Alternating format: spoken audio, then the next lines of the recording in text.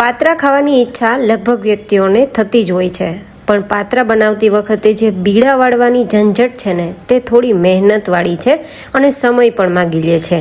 તો ઘણીવાર આપણે પાત્રા ખાવાની ઈચ્છા થાય ને તો આપણે બહારના પાત્રા લેવાનું પસંદ કરતા હોઈએ છીએ, જે બિલકુલ હેલ્ધી નથી હોતા અને હાઇજેનિક પણ નથી હોતા.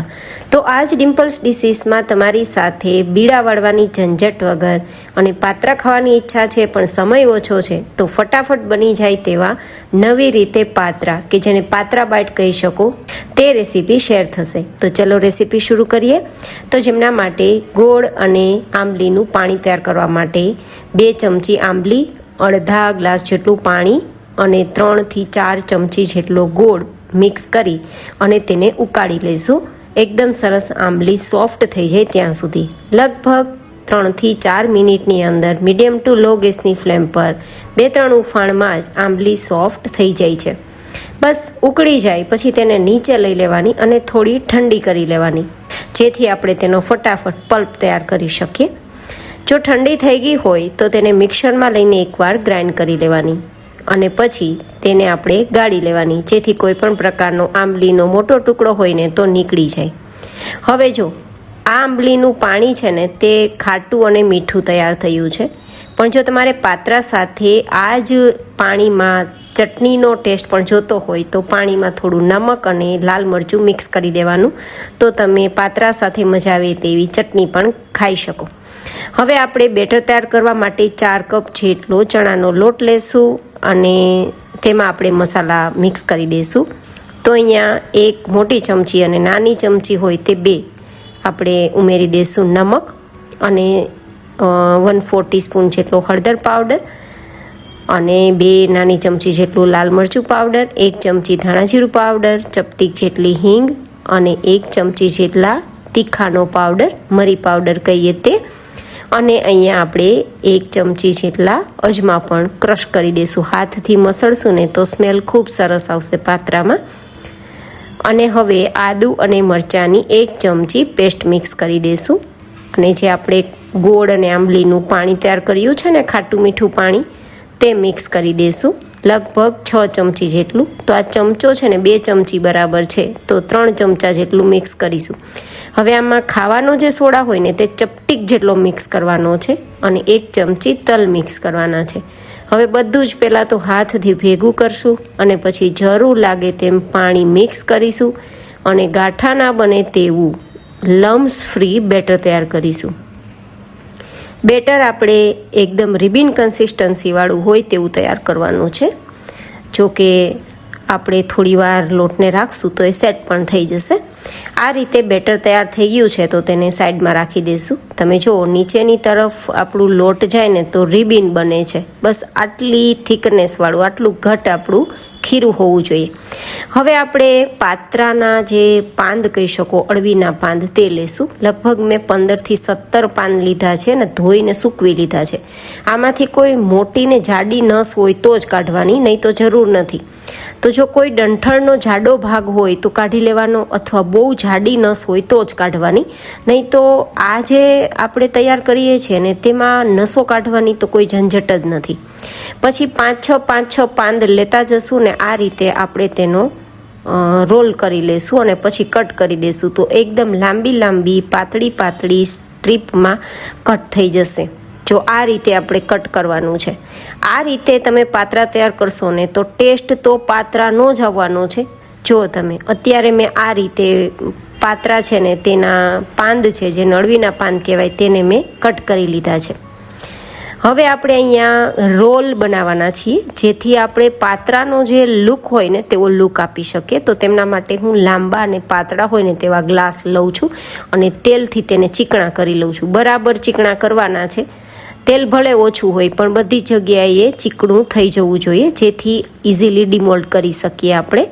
હવે જે પાંદ છે ને તે આપણે બધા જ આપણા બેટરમાં મિક્સ કરી દેવાના છે અને મિક્સ કર્યા બાદ બેટરની કન્સિસ્ટન્સી એઝ યુઝ્યુઅલ રિબિન જેવી જ હોવી જોઈએ, રિબિન કન્સિસ્ટન્સીવાળી.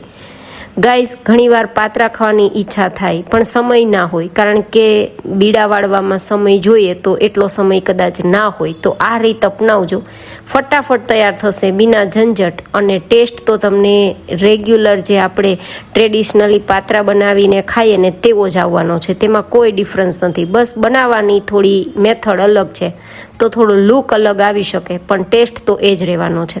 તો અત્યારે મેં 3 ગ્લાસ જેટલું જ તૈયાર કર્યું છે, બાકીનું હું પાછળથી તૈયાર કરવાની છું. તો મેં જે ગ્લાસ તૈયાર કર્યા છે ને તેને સ્ટીમર કુકર પર એક પ્લેટ રાખી દેવાની છે અને પાણીને ઉકળતું રાખવાનું છે, અને પછી તેના ઉપર આ રીતે ગ્લાસને ગોઠવીને ઢાંકી દેવાનું છે અને ગેસની ફ્લેમ હાઈ કરી દેવાની છે. અને હાઈ ગેસની ફ્લેમ પર 12 થી 15 મિનિટ માટે થવા દેવાનું છે. ગ્લાસ આપણા મોટા છે તો 15 મિનિટ તો સમય આપવો જ પડશે. જો 15 મિનિટ જેવો સમય નહીં આપો તો થોડું કાચું પણ રહેશે. 15 મિનિટ પછી આ રીતે ચપ્પુથી એકવાર ચેક કરી લેવાનું, અંદર સુધી ચપ્પુ આપણે જવા દેવાનું. બિલકુલ ખરાબ ના હોય, ચીપકેલું ના હોય ને એકદમ ક્લીન આવતું હોય તો ગ્લાસને બહાર કાઢી લેવા, અને જો થોડું ચીપકતું હોય તો 2-4 મિનિટ ફરીથી તેને સ્ટીમ કરવા રાખી દેવા, જેથી અંદર સુધી કૂક થઈ જાય. હવે આ રીતે આપણા ગ્લાસને બહાર કાઢ્યા બાદ 2 મિનિટ ઠંડા કરી લેવાના, જેથી ફટાફટ ગ્લાસમાંથી બહાર નીકળી જાય આપણા પાત્રા. હવે એ ઠંડા થાય ત્યાં સુધીમાં તડકો તૈયાર કરી લઈએ. તો 3-4 ચમચી તેલ ગરમ કરીશું, અને તેલ ગરમ થાય તો તેમાં 1 ચમચી રાઈ, અડધી ચમચી જીરું, 1/4 ટીસ્પૂન જેટલી હિંગ અને થોડા મરચાંની સ્લાઈસ આપણે ઉમેરી દઈશું. અહીંયા મીઠો લીમડો અને લાલ મરચું પણ મિક્સ કરી શકાય, અને થોડા તલ આપણે સાતળી લેશું. અને એકદમ તડકો થોડો લાઇટ ગોલ્ડન કલર પર આવે ને પછી ગેસની ફ્લેમ બંધ કરી દઈશું. અને હવે અહીંયા આપણા ગ્લાસ પણ 2-3 મિનિટ પછી સરસ ઠંડા થઈ ગયા છે, અને ઇઝીલી તમે જુઓ કિનારી પણ છોડી દીધી છે, સાઈડમાંથી બિલકુલ ચીપકતું નથી, ઇઝીલી ડિમોલ્ડ થઈ જાય તે રીતે છોડી દીધી છે સાઈડને. તો એકવાર ચપ્પુ આ રીતે સાઈડમાં લગાવી અને પછી ગ્લાસને ઊંધો કરવાનો, તો ફટાફટ તમે જુઓ પાત્રાના જે રોલ છે તે બહાર નીકળી જાય છે, અને અંદરથી જો એકદમ જાળીદાર છે. જો બધી જ સાઈડથી રોલમાં જાળી પડેલી છે ને એકદમ સુપર સોફ્ટ છે. જો દબાવીએ ને તો પણ ફટાફટ ઉઠીને ઉપર આવે તેટલા સોફ્ટ. તો આ જ રીતે આપણે ગ્લાસમાંથી બધા જ રોલ બહાર કાઢી લેશું. તો તમે જુઓ બધા જ ગ્લાસમાંથી ઇઝીલી આપણા રોલ બહાર નીકળી જાય છે, અને બધા જ પર ભરપૂર જાળી છે ને એકદમ સ્પંજી છે. હવે હું તમને રોલમાંથી એકદમ સરસ મજાના કટ કરીને પણ બતાવું છું કે આપણા પાત્રાના જે રોલ છે, જેને પાત્રા બાઈટ પણ કહી શકો એન્ડ ન્યૂ ટાઈપ્સ ઓફ પાત્રા પણ કહી શકો, એકદમ ઇઝીલી કટ થઈ ગયા બાદ દબાવીએ તો પણ ફરીથી ઉઠીને ઉપર આવી જાય છે, એના શેપમાં આવી જાય છે દબાવવા છતાં પણ. મતલબ એકદમ ખાવામાં સુપર સોફ્ટ છે, સ્પંજી છે.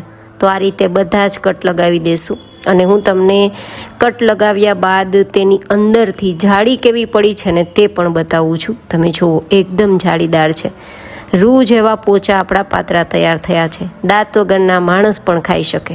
એન્ડ બિલીવ મી ગાઈસ, આ પાત્રાનો ટેસ્ટ જે ટ્રેડિશનલ પાત્રા બને છે ને, જેમાંથી આપણે બીડા તૈયાર કરીને પાત્રા બનાવીએ તેવો જ ટેસ્ટ આવવાનો છે. ટેસ્ટમાં કોઈ જ ફરક ન થવાનો, બસ બનાવવામાં તમારી મહેનત અને ઝંઝટ ઓછી થવાની છે. તો આ નવી રીતે તૈયાર કરેલ પાત્રાના જે રોલ છે, જે બાઈટ છે, તેના પર આપણે વઘાર તૈયાર કર્યો છે તે લગાવી દઈશું, અને જે ખમણ છે ટોપરાનું તેને સ્પ્રિંકલ કરી, ધાણા સ્પ્રિંકલ કરી ધેન સર્વ કરીશું. જો વિડીયો પસંદ આવે તો લાઈક કરજો, ચેનલને સબસ્ક્રાઈબ કરજો. ફરી મળીશું નેક્સ્ટ રેસિપીમાં. ત્યાં સુધી stay healthy and stay happy.